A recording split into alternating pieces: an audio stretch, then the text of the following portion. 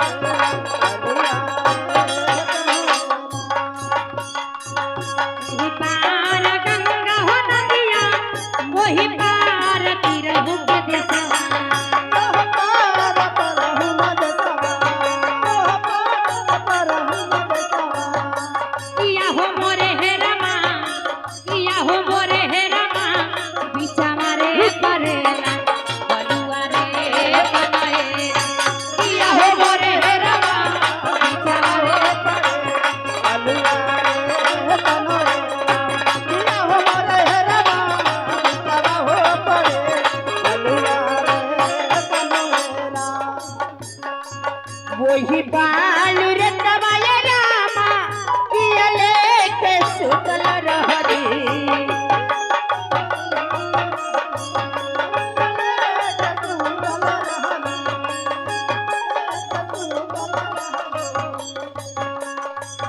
वही बालू रे तवाया रामा किया लेके सुतल रहरी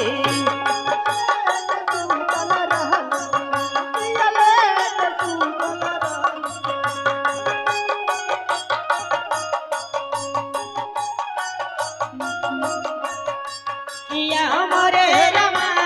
पियावा के डसेला गलना छोरा किया मोरे रमा पियावा के डसेला गलना छोरा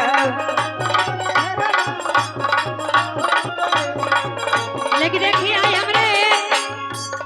देव वाले अजीत कुमार पाली के धरती से अच्छा दुर्गा वाले की जी और ये बहुत ही सुंदर सा पुरस्कार माननीय बड़ी शाह जी की तरफ से आशीर्वाद की कामना शुक्रिया चाहिए दया शंकर जी को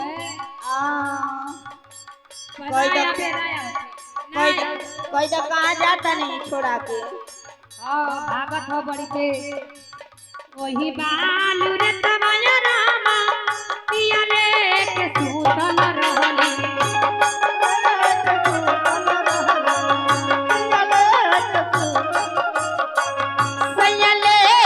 सुतल रहली किया मोरे रमा पियावा के डसेला कहला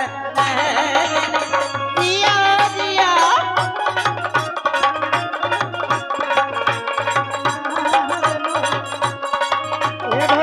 ए भौजी हमर किवाड़ी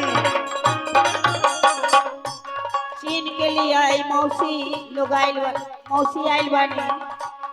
तनी चीनी के लिए कहीं के बा मास्टर साहब और ईमानी बड़ी शांति की तरफ से बहुत ही सुंदर सा पुरस्कार आशीर्वाद की कामना करती हूँ कहीं के बा नटवाक दसल ये रामा पिया मोरा मरी हो गई रे अरे भौजी 50 रुपया भुला गए का डॉक्टर से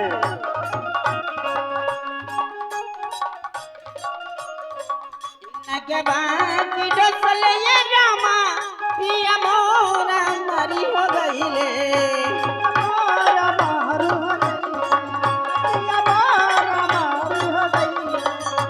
किया हो मोरे रमा हम मरी जाई तोरा पिया हो मोरे हेरमा पिया बाटे पियोगर हम मारी जाई पिया हो मोरे हेरमा पिया बाटे पियोगर। ए भौजी का हो अरे हौ जोन जाता ना जीजा बाड़ा हम लई घर के दामाद है हाँ ई तो महाकंडम है सुना 50 रुपया में भुला गेली हो डॉक्टर साहब नहीं से कहना कि बड़की देबे है भाई नहीं डॉक्टर आइन से डॉक्टर आइन कहाँ गई और का 50 रुपया देके चल गई। बताओ ए डॉक्टर आइन के हर गइलू